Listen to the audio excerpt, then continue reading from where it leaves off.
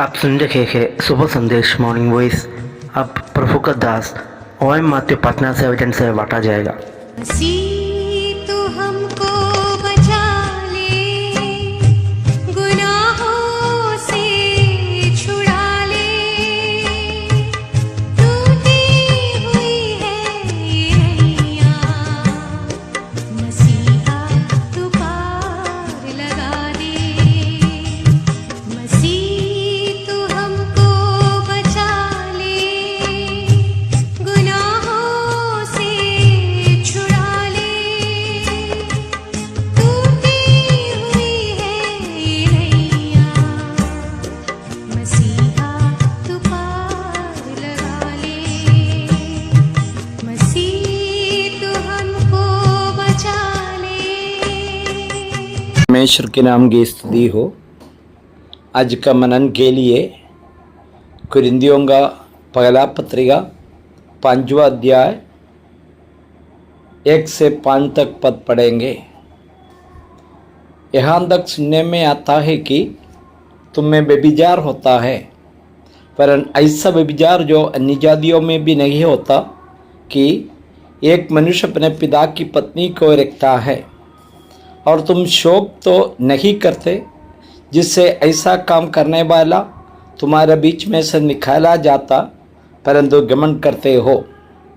मैं तो शारीरिक भाव से दूर था, परंतु आत्मा का भाव से तुम्हारे साथ होकर मानो उपस्थिति की दशा में ऐसा काम करने वाला के विषय में ये आज्ञा दे चुका हूँ कि जब तुम और मेरी आत्मा हमारे प्रभु यीशु मसीह की सामर्थ के साथ इकट्ठे हो, तो ऐसा मनुष्य हमारे प्रभु के नाम से शारीरिक विनाश के लिए शैतान को सौंपा जाए, ताकि उसकी आत्मा प्रभु यीशु मसीह के दिन में उद्धार पाए। पहला कुरिन्थियों का 5वां अध्याय एक गंभीर बात को जो पौलुस ने बताता है। प्रेरित पौलुस कलीसिया में फैल गए एक गंभीर यौन पाप और कलीसिया का अनुशासन, चर्च डिसिप्लिन के मगध को समझाते हैं। उन्होंने बताते हैं कि कैसे एक छिपे हुए पाप का प्रभाव पूरी कलीसिया को दूषित कर सकता है। इसलिए पवित्रता बनाए रखने के लिए कठोर निर्णय लेना पड़ते हैं। 1 से 2 पदों में गंभीर पाप और कलीसिया का उदासीनता को पौलुस बताता है। पौलुस को पता चला कि कुरिन्थ की कलीसिया में एक ऐसा घोर पाप व्यभिचार हो रहा है जो अन्य जातियों अर्थात अधर्मियों के बीच में भी नहीं देखा जाता। एक व्यक्ति अपने पिता की पत्नी जो सौतेली माँ के साथ रह रहे थे। हैरान की बात यह है कि कलीसिया ने इस पर कोई कार्रवाई नहीं की थी, बल्कि वे घमंड हो रहे थे और इसे सह रहे थे। मुझे सुनने वाला भाई लोग, ये पाप हल्का से नहीं सोचना। हमारा कलीसिया में भी इसी प्रकार का जो बड़ा पाप करने वाला को कलीसिया किस प्रकार उनके साथ कार्य करते हैं। कई बार बड़े लोग जो ऊंचे पद में रहने वाला लोग, जिनके पास पैसा का कमी नहीं है, उसका गिल्टी को कलीसिया सह लेता है। लेकिन एक गरीब व्यक्ति जो गलती करेंगे तो जल्दी एक्शन लेता है। लेकिन यहाँ पर पौलुस ने उस व्यक्ति जो धनी है, गरीब है, वो सब नहीं देखा है। कलीसिया में पवित्रता बना के रखने का मगध को पौलुस ने बता रहा। 3 से 5 पदों में पौलुस बताते हैं कि कलीसिया के अनुशासन और उसको बहिष्कार करने का बात बता रहा।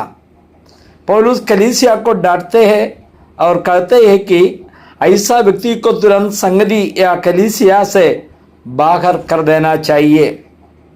शारीरिक रूप से कलीसिया से बाहर करने का अर्थ है उसे शैतान का हवाले करना है, ताकि वह संसार के प्रभाव में आकर कष्ट सहे और अंत पश्चाताप करके प्रभु के दिन में अपनी आत्मा का उद्धार पा सके। आजकल ये बात अनुशासन के रूप में कितने कलीसिया करते हैं, ये सोचने का बात है। आजकल हम लोग के बीच में भी कई ऐसा जो बातें सुनने में आ रहा है और कलीसिया उनका एक्शन नहीं ले रहा। भले वो व्यक्ति बड़ा प्रचारक हो सकता है, अच्छा भाषण देने वाला हो सकता है, इसलिए जल्दी एक्शन लेना मुश्किल है। लेकिन पौलुस ने किसी का परवाह नहीं कर रहा, जो पवित्रता का बिना जो जीवन बिताने वाला को कठिन एक्शन लेने के लिए बता रहा। और 6 से 8 पदों में उन्होंने खमीर का दृष्टांत और पवित्रता का बातों को बताता है। पौलुस कहते हैं कि थोड़ा सा खमीर सारे गूंदे गए आटा को खमीर कर देता है। इसी प्रकार यदि कलीसिया में पाप को अनदेखी किया गया तो ये पूरी कलीसिया में फैल जाएगा। पौलुस मसीहों का बिना खमीर के नया आटा बनाने को कहते हैं, जिसका अर्थ है उन्होंने वैर और बुराई रूपी खमीर को छोड़कर सच्चाई और कड़ाई के साथ जीवन बिताना चाहिए। प्यारे भाइयों और बहनों, पवित्रता कलीसिया में बहुत जरूरी है। हमारा प्रभु पवित्र है, पवित्र आत्मा का नाम भी पवित्र आत्मा है, इसलिए विश्वासी को भी पवित्रता में जीवन बिताना, हर एक चाल चलन में पवित्र बना के रखने के लिए पहला कुरिन्थियों 1:15 में हम लोग पढ़ते हैं। स्वर्गीय पिता परमेश्वर, आज का संदेश के लिए धन्यवाद करते हैं। कलीसिया प्रभु जी आप कितने महत्व देता है, प्रभु जी कलीसिया में पवित्रता का महत्व आप समझाते हैं, प्रभु धन्यवाद करते हैं। हम लोग भी अपना जीवन को परख कर देखने के लिए हमारा कलीसिया में किस प्रकार का कार्य हो रहा और परख कर प्रभु जी आपका वचन के अनुसार कार्य करने में मदद कर। आमीन।